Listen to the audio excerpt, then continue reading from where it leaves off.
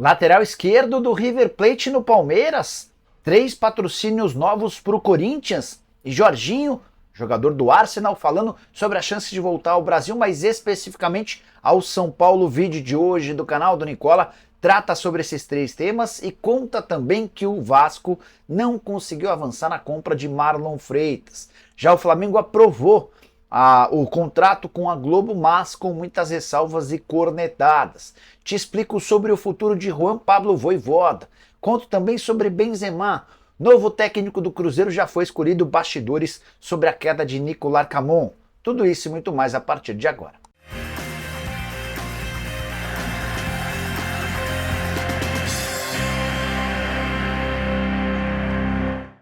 Fala aí pessoal, sou Jorge Nicola, bem-vindos a mais um vídeo do canal. Para quem não me conhece, jornalista esportivo trabalhando no meio desde 2000 com passagens por ESPN, Diário de São Paulo, Rádio Bandeirantes. Hoje tenho um canal no YouTube, um blog no R7, sou comentarista da 98 Esportes, além de participar do Band Esportes e da Band. Missão por aqui é deixar você por dentro de tudo que está rolando com o seu time do coração, para não perder nada. Aperta o botão vermelho de inscreva-se, ativa todas as notificações e também deixa seu like. Combinado? Bora contar que todo esse conteúdo é um oferecimento de Aposta Ganha, o site que te dá 100% de bônus no valor do seu depósito. Na tela, os jogaços de Liga dos Campeões, o principal torneio do mundo, está de volta com partidas eletrizantes e eu quero dar os meus palpites, começando pelos jogos dessa terça-feira, Arsenal e Bayern de Munique. Confesso que fiquei na dúvida entre empate e Arsenal, mas vou de vitória do time inglês dentro de casa. E Real Madrid e Manchester City, como apostar para esse jogo? Tô imaginando um empate. Na quarta-feira tem Barcelona e PSG, na casa do PSG, para mim novo empate, para completar Atlético de Madrid e Borussia Dortmund. Na teoria, o Atlético em casa é mais forte, mas eu tô imaginando um empate. E você gosta de futebol? Se amarra na Liga dos Campeões? Então vem se divertir comigo na Aposta Ganha. Para participar é simples, pega o link que está no comentário fixo, clica, faz seu cadastro e aí assim que você fizer um depósito, 100% dessa grana volta em bônus. O valor máximo de bônus é de R$200. Você precisa jogar com responsabilidade e ter mais de 18 anos de idade. Combinado? Bora começar o vídeo com aquele tradicional giro de notícias. E a primeira informação é para descartar um boato que surgiu nas redes sociais nas últimas horas de que o goleiro Carlos Miguel do Corinthians poderia ser novo reforço do Santos, que o Peixe busca um outro goleiro e adoraria negociar o João Paulo. Isso é líquido e certo. Mas posso assegurar que não há nenhuma intenção no Corinthians em abrir mão do Carlos Miguel, que está sendo preparado para ser o substituto do Cássio, assim que o atleta se aposentar ou deixar o timão. O contrato do Cássio com o Corinthians se encerra em dezembro. Já Marco Salum, o homem forte do futebol do América, convocou uma entrevista coletiva para amanhã dessa terça-feira para pôr um ponto final na negociação de Emmanuel Martinez, novo jogador do Fortaleza. Consegui apurar que a operação vai gerar na casa dos 2 milhões de dólares, valor que também inclui uma dívida que o Coelho tem para com o jogador argentino. Esses 2 milhões de dólares vão equivaler a 80% dos direitos econômicos. Martinez vai assinar um contrato de 3 anos e meio com o Fortaleza.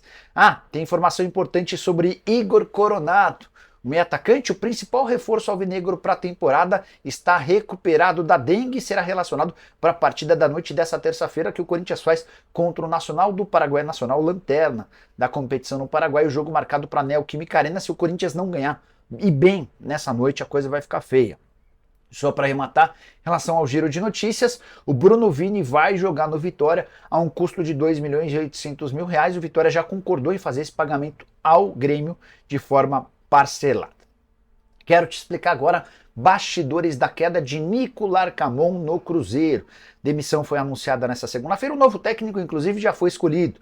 Fernando Seabra, que era o auxiliar técnico fixo na temporada passada, ele trocou o Cruzeiro pelo Sub-23 do Red Bull Bragantino, mas já se despediu do clube de Bragança Paulista na noite de segunda-feira para se apresentar e iniciar o trabalho nessa terça. Sobre a queda do Larcamon, ela não passa só por resultados, muito pelo contrário. Foram só 14 partidas, 7 vitórias, 4 empates e 3 derrotas, o vice-campeonato mineiro e a eliminação na primeira fase da Copa do Brasil. O que pegou foi mais uma vez o relacionamento, algo que já vinha acontecendo nas passagens do Pesolano e também do Pepa. Alguns dos líderes do elenco do Cruzeiro não gostaram de atitudes tomadas pelo Larcamon. Por exemplo, vou citar uma série de casos. Por exemplo, concentração. A forma como o Larcamon encarava a concentração foi mal avaliada pelos líderes. Várias das escalações de atletas titulares eram mal avaliadas por líderes do grupo. Outra coisa importante, a escolha do capitão também não agradou. Enfim, a impressão que eu tenho à distância é de que esse grupo do Cruzeiro, que entrega muito menos do que se imaginava, é também bem mimadinho, né? A ponto de ficar arranjando confusão com qualquer treinador. A opção pelo Fernando Seabra é uma escolha de alguém que tem um bom relacionamento com o elenco. Resta saber se esse grupo não vai fritar o Fernando Seabra no primeiro momento de dificuldade. E você, o que pensa sobre a queda do Larcamón e a chegada do Seabra? Usa o espaço para comentários e avalie, beleza? Hora de falar sobre o Palmeiras de olho em lateral esquerdo do River Plate. Pelo menos é o que garante o site RTI Esportes. A informação é de que Enzo Dias, lateral de 28 anos de idade, que pertence ao River Plate, interessa. Só para explicar um pouquinho do contexto desse atleta antes de contar da minha apuração.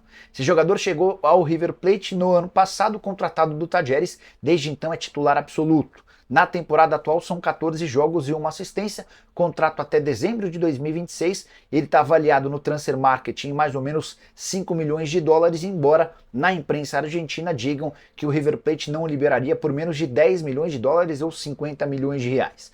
Nicola, mas por que o Palmeiras pensaria em lateral esquerdo?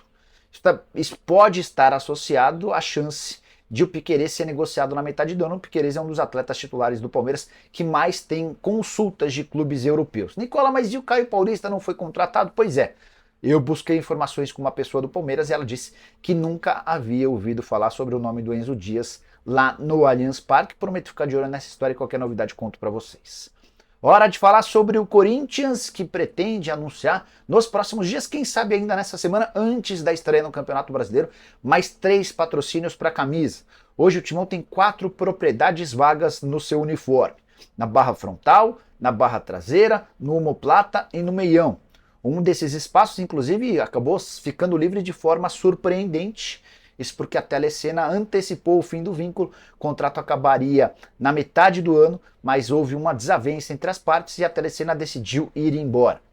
O Augusto deixou vazar, o Augusto, presidente do Corinthians, deixou vazar a informação para pessoas mais próximas de que existem 3 negociações muito perto de serem concretizadas. E esse anúncio pode ser feito muito em breve, assim que os documentos forem assinados. Só para lembrar, o Corinthians já é dono do maior contrato de patrocínio master do futebol brasileiro em todos os tempos, 120 milhões de reais por ano da VideBet, isso equivale a 10 milhões de reais por mês.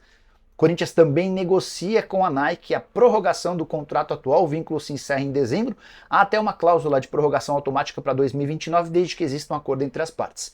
Nesse momento não existe esse acordo. O Corinthians ganha 30 milhões de reais fixos por ano e gostaria de elevar esses vencimentos para algo próximo ao que o Flamengo tem com a Adidas, de 69 milhões de reais.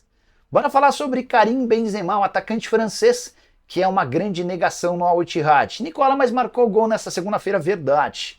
Ele quebrou um jejum de quase 4 meses sem marcar no futebol saudita. Logo, o Karim Benzema, que chegou por lá, no Al Ittihad, com a fama de um maior artilheiro do futebol naquele momento. Jogador que havia passado em branco nas 6 partidas desse ano, havia dado só 3 assistências. E eu queria destacar uma frase que o Benzema concedeu para justificar o péssimo momento dele lá no Al Ittihad, abre aspas, aqui não é como o Real Madrid, preciso da ajuda em campo, não consigo ganhar jogos sozinho no caso, né? Preciso de outros jogadores e muitas outras coisas, fecha aspas. Para mim ficou muito claro que o Benzema estava deixando claro que era bom no Real Madrid porque era bem acompanhado. No caso do Al Ittihad, nem tanto. Isso chama atenção porque o Al Ittihad é dono de um dos maiores investimentos do futebol saudita, time que conseguiu nessa segunda-feira a classificação para a final da Supercopa e enfrenta o Al Hilal de Jorge Jesus. Desde que o Benzema foi contratado, 31 partidas, 16 gols e 9 assistências, contrato até 2026, mas ao que tudo indica, ele deixará o Al Ittihad, já está em busca de opções no velho continente para voltar à Europa. Quero falar agora sobre Juan Pablo Vojvoda, um dos técnicos mais assediados do mercado brasileiro nos últimos tempos, balança no Fortaleza. Se dependesse apenas do torcedor do Lion, ele já teria caído. Há muita insatisfação em relação à temporada de 2024 do Fortaleza. O time não consegue jogar bem. diante de equipes da Série A ou de um nível um pouco maior, desempenhos muito ruins. Fortaleza nem sequer conseguiu vencer o Ceará nos confrontos e acabou sendo vice-campeão do torneio estadual, algo que só aumentou a pressão. Temporada atual de 20 jogos, 8 vitórias, 8 empates e 4 derrotas. Nos 4 jogos contra o Ceará, 3 empates e 1 derrota. Nicola, o Vojvoda pode cair? Duvido que o Marcelo Paz decida por esse caminho, especialmente depois da relação de muita confiança que existe entre as partes. O Vojvoda teve várias propostas para deixar o Fortaleza e optou pela permanência sempre. Mas os caras vão precisar encontrar alternativas e soluções diante do péssimo momento. Talvez nem naquela fase em que o Fortaleza era a lanterna do Campeonato Brasileiro existisse tanta pressão para sua demissão quanto agora. Se o Vojvoda cair, caberia no seu time do coração? Use o espaço para comentários e avalie. Quero te contar agora sobre uma entrevista que Jorginho, meio atacante brasileiro naturalizado italiano, concedeu para falar sobre a chance de voltar ao Brasil, talvez para voltar ao São Paulo. Ele já se declarou torcedor tricolor, o Lucas Moura chegou até a brincar com ele, convidando o Jorginho para atuar no São Paulo ao lado dele. Jorginho concedeu uma entrevista ao canal Desimpedidos e disse o seguinte, abre aspas, tenho curiosidade de jogar no Brasil, mas é difícil ver o que a gente vê. Não tem sossego. A gente se acostuma a ter uma vida particular e a pressão aqui na Europa é normal, mas no Brasil é muito grande. Isso me deu uma desanimada, fecha aspas. Então, é o Jorginho deixando bem claro que cogitou jogar por aqui, que estudou as alternativas, estudou as possibilidades, mas deu alguns passinhos atrás depois de notar de alguns casos, como por exemplo do William, que veio para o Corinthians e acabou voltando para o Fulham por conta dessa pressão externa, com direito até a ameaças de morte.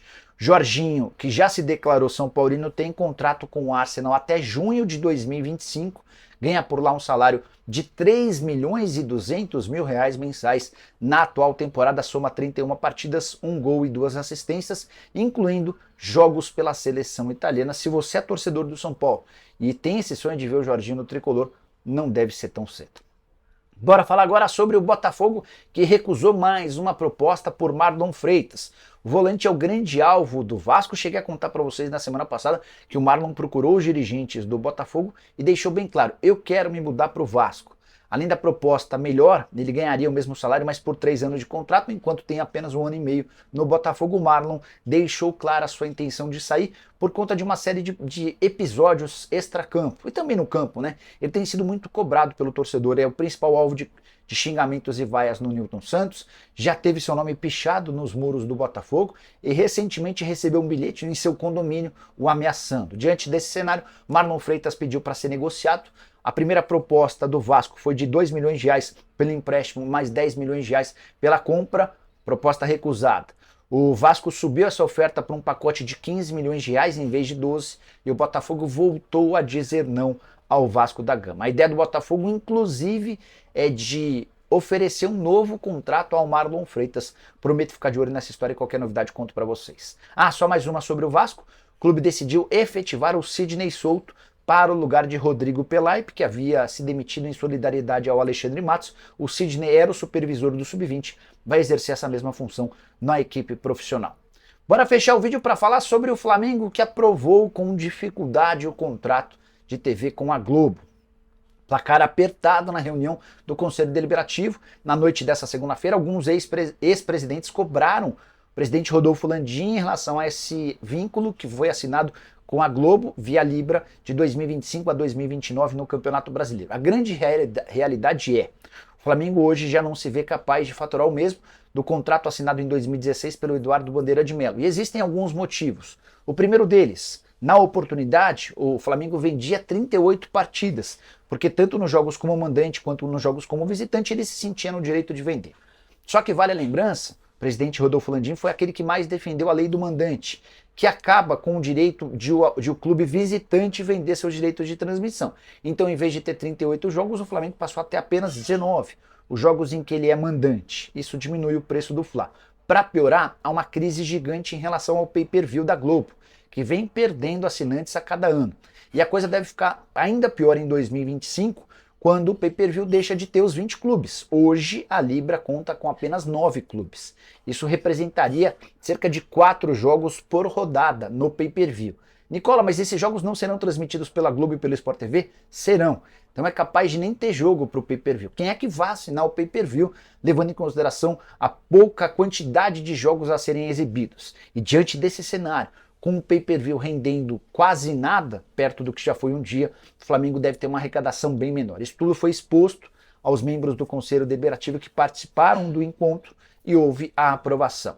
Só para completar sobre o Fla, o Marcos Braz disse ao diário AS da Espanha que não tem a intenção de vender o Eric Pulgar. Pelo contrário, o Flamengo já iniciou o planejamento para a renovação do contrato do volante chileno. Você curtiu o vídeo? Deixa like, se inscreve no canal. Nos encontramos à tarde com mais notícias. Abraço, tchau!